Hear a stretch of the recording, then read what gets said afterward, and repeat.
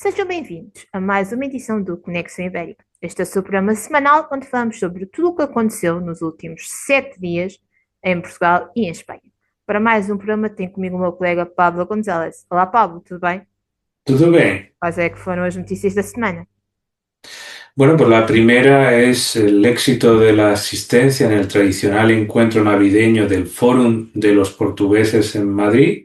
En segundo lugar, unas declaraciones de Carlos Moedas en un encuentro en Badajoz con también otros dos alcaldes ibéricos. Y por último, un artículo de opinión sobre Chega y Vox y lo que sería a lo mejor una alternativa en términos de un iberismo más saludable que esto, ¿vale? Então vamos começar com o que é habitual neste período, ou seja, os encontros de Natal, neste caso dos portugueses aí em Madrid. Como é que aconteceu? Bueno, pues ya, como sabéis, este encuentro estaba, aunque es un encuentro de todas las Navidades, en estas Navidades en teoría se iba a juntar también con la intervención de Marcelo Rebelo de Sousa, que no pudo ser. Pero se está intentando hacerla también pues más adelante, a ver si es posible en enero. Lo que pasa que va a ser complicado ajustar las fechas, pero bueno, está a la expectativa. De todos modos, la comunidad portuguesa se moviliza mucho, especialmente la parte más de clase empresarial, y bueno, asistieron más de 130 asistentes a este encuentro, con la participación también del embajador, y es el tradicional jantar de Natal del Fórum dos Portugueses. Un evento entrañable que cada mes de diciembre pues, reúne a toda esa comunidad portuguesa residente en Madrid, liderada por Manuel Pereira Ramos. Y bueno, estuvo el embajador de Portugal en España, José Augusto Duarte, y bueno, las instituciones portuguesas como la Agencia Lusa para la Inversión y Comercio Exterior, el Turismo de Portugal y también empresas ibéricas de relevancia como Abanca, Delta Cafés o el Grupo Seines.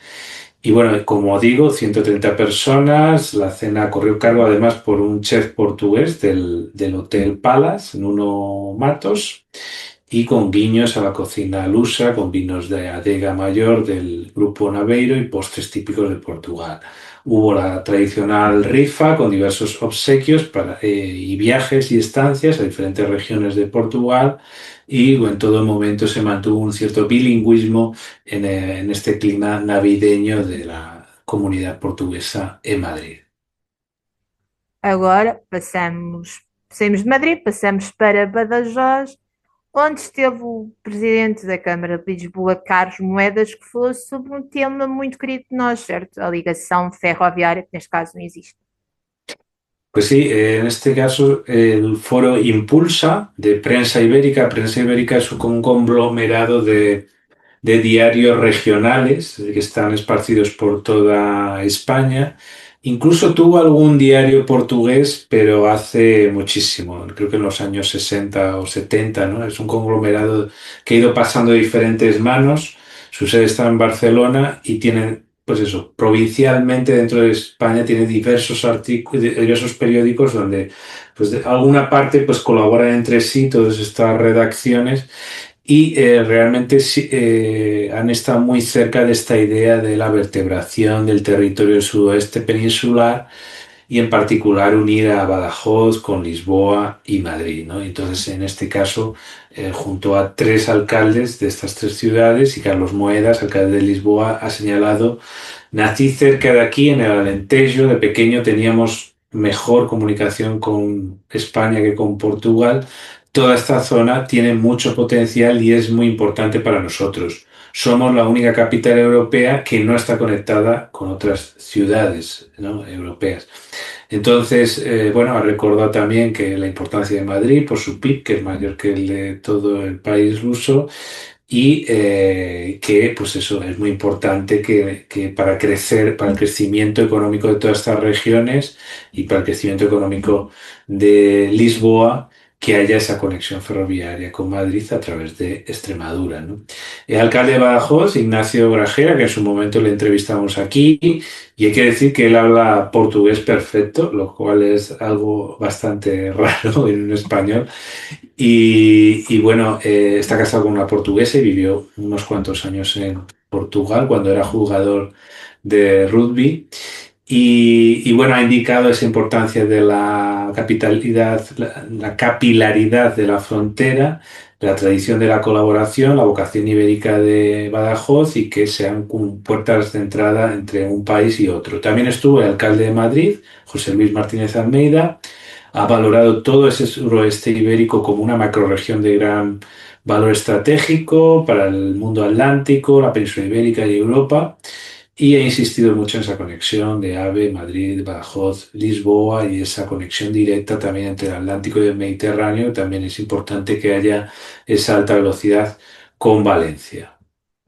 E agora, para terminarmos do lado espanhol, de que forma é que o Chega e o Vox, ou o Vox e o Chega, como quiserem, e o iberismo podem se ligar ou não?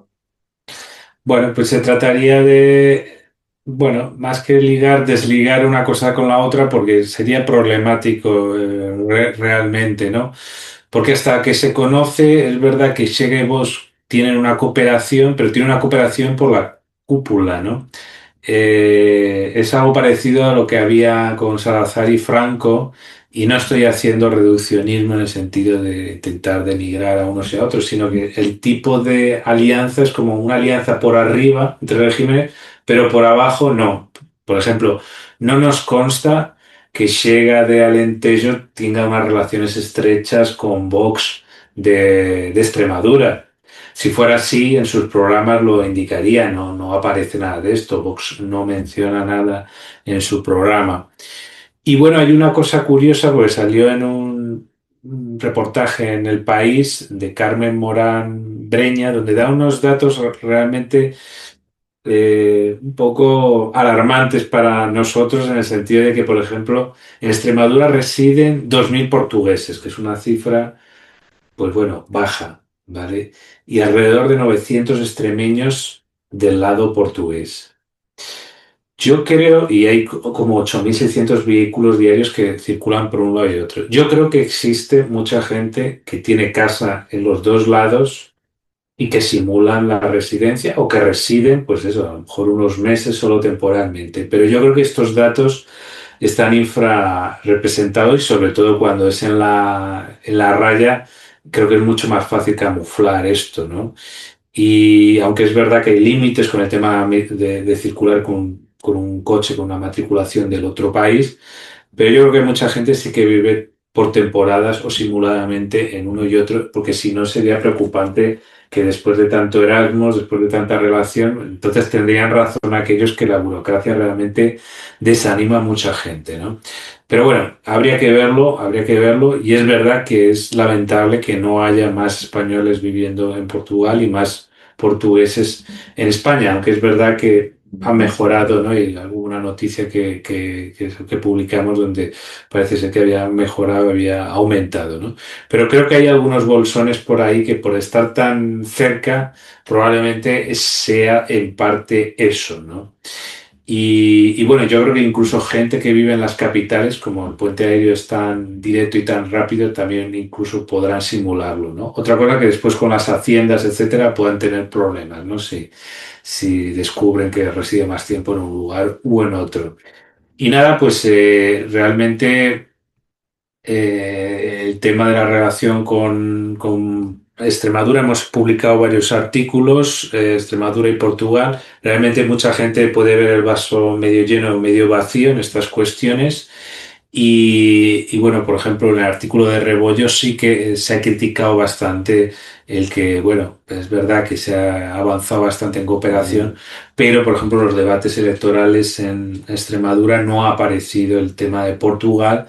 Cuando por primera vez se van a producir unas elecciones autonómicas en Extremadura, sí que coincidan con otros con otras con otras elecciones en otras comunidades o unas elecciones a nivel nacional. Y en cambio el debate sigue siendo nacional, ¿no? En este tipo de elecciones.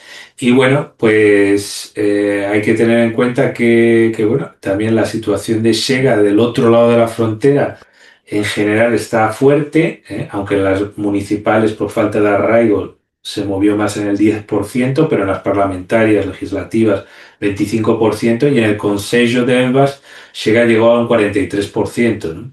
Probablemente en estas próximas elecciones se acerquen a esos datos, ¿no?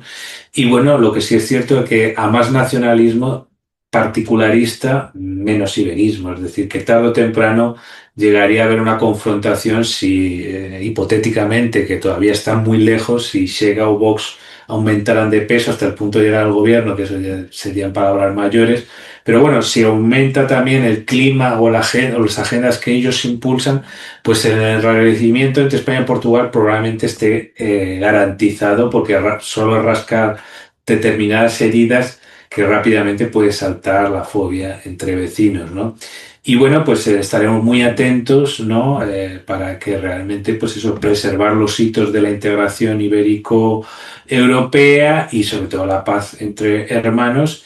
Y vamos a ver en qué acaba esto. Pero bueno, es verdad que en los datos de las encuestas, aunque tiene un techo importante, Chega y Vox, pero también tiene un suelo importante. Entonces, es para preocuparse, ¿no? Y nada, pues más bien vamos a apostar por aquello que ha dicho el directivo ejecutivo de Liga Portugal, Paulo Mariz Roseira, que ha dicho que el encuentro entre la Liga Portuguesa y española pues marca un camino de iberismo saludable. Pues bueno, vamos a coger este concepto de iberismo saludable o de iberismo deportivo y vamos a agarrarnos a él de camino al Mundial 2030 y bueno, en la línea un poco de lo que hemos explicado en el último libro de los 8 objetivos para fortalecer Alianza Ibérica y a ver si por ese camino pues mantenemos el buen rollo entre España y Portugal. Hasta Exato. aquí mis 3 temas, ¿cuáles han sido los tuyos? Bem, continuamos nessa senda do iberismo desportivo, com o tal encontro que aconteceu na cidade do Porto entre a Liga Portuguesa de Futebol e a La Liga. Passamos para ainda tudo o que está acontecendo na Guiné-Bissau e de que forma isto envolve a CPLP. E para terminar, a imigração portuguesa em Espanha. Muy bien, pues vamos allá con ese encuentro de ligas. Exatamente. Então, Javier Tebas, o presidente da La Liga, esteve na cidade do Porto para visitar a nova sede da Liga Portuguesa de Futebol, onde se encontrou com o presidente, também o novo presidente da Liga Portuguesa de Futebol, Reinaldo Teixeira, onde falaram sobre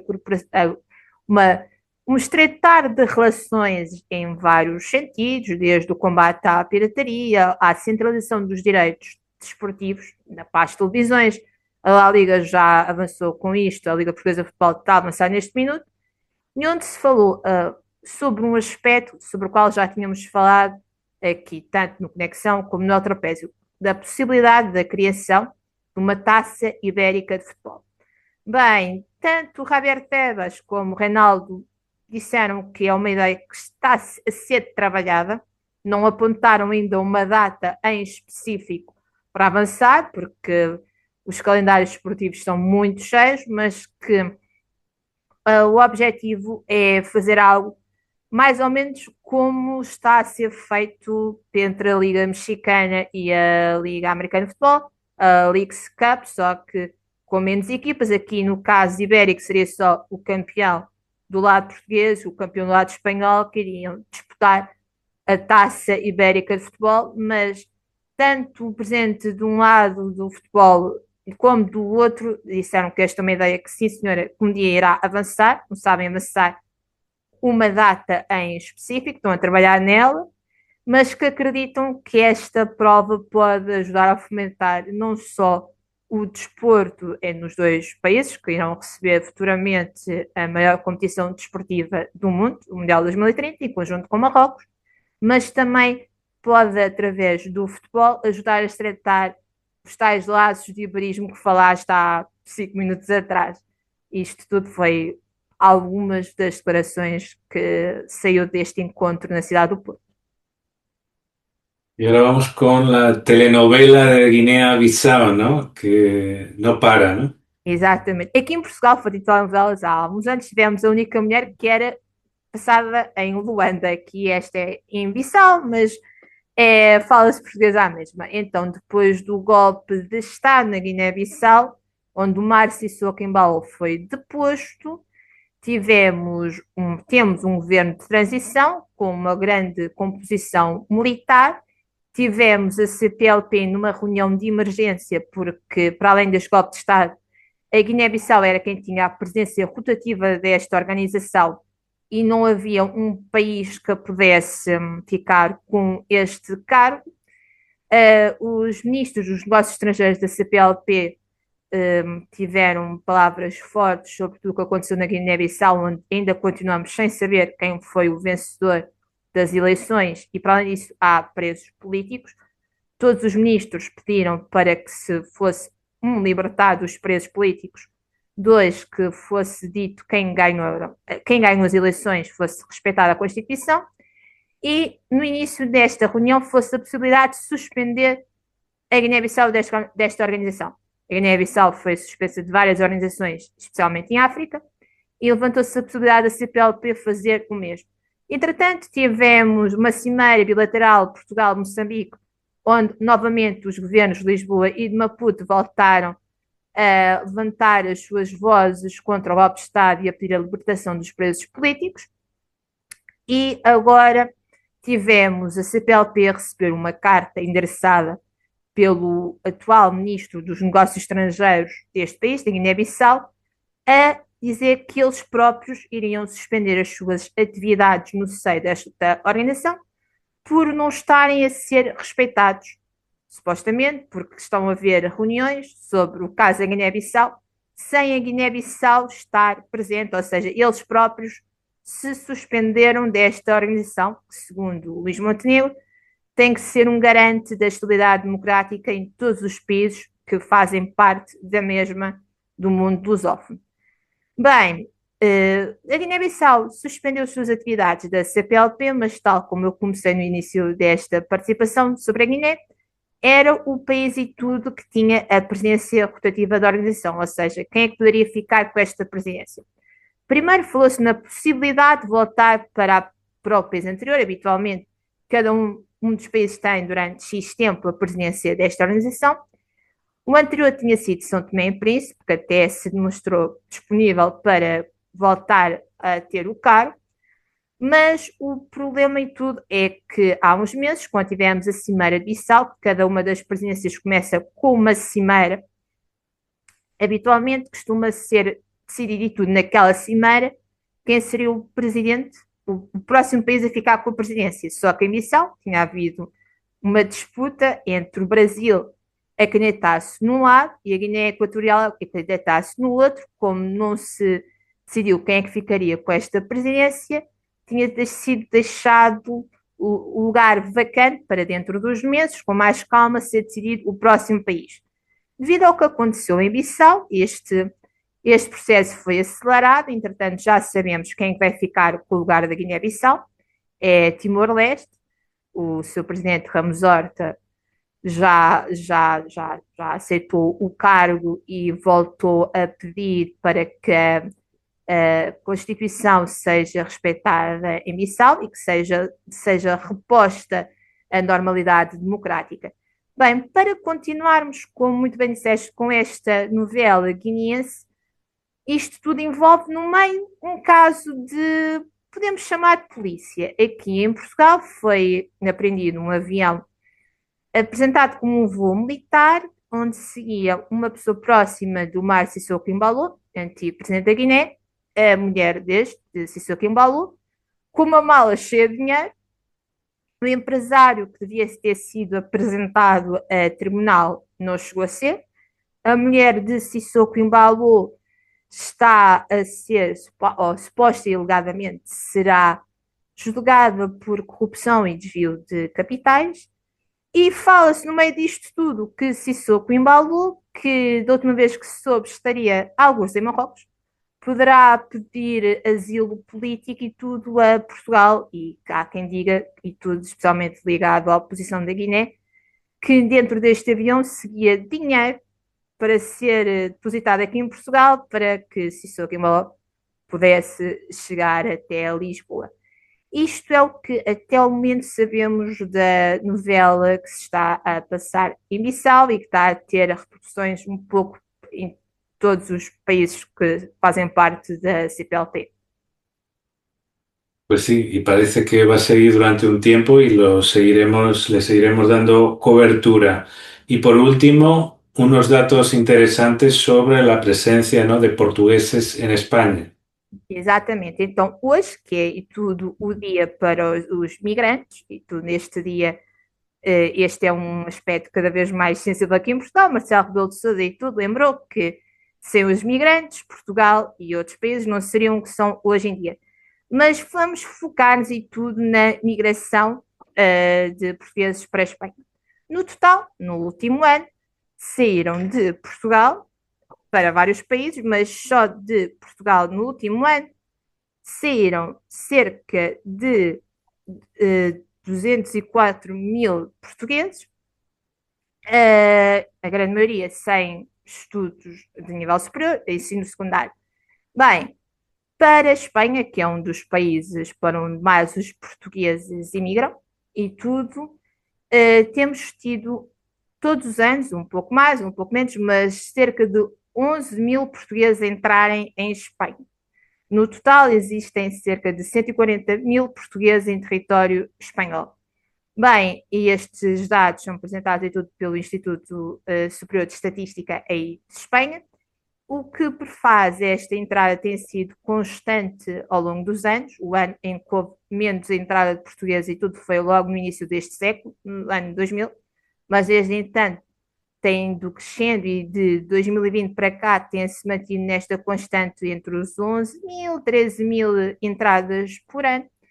Bem, os portugueses são, e tudo, já a quinta maior comunidade em Espanha, de imigrantes em Espanha, vindos dentro do espaço europeu. Bem, o porquê que os portugueses imigram para a Espanha? Podemos apresentar vários fatores, como temos falado ao longo do tempo aqui no El Trapézio, mas temos, para além da proximidade, sempre falar da proximidade geográfica, onde posso viver em Lisboa e trabalhar em Madrid e vice-versa. Temos também a proximidade linguística, porque, como se eu avancei há pouco, se uma boa parte dos portugueses que imigram não têm estudos superiores, vamos avançar que muitos deles sabem falar apenas português, ou seja, em Espanha conseguem se comunicar melhor, já que são duas línguas bastante semelhantes do que noutros países, e, como é óbvio, a procura de melhores condições de vida, de um melhor ordenado, de um melhor salário e de uma progressão na carreira que não teriam provavelmente de outra forma aqui em Portugal. Bem, e tudo, quando falamos da saída de portugueses do país, Portugal é um dos países da Europa com maior comunidade a residir fora do território de Portugal.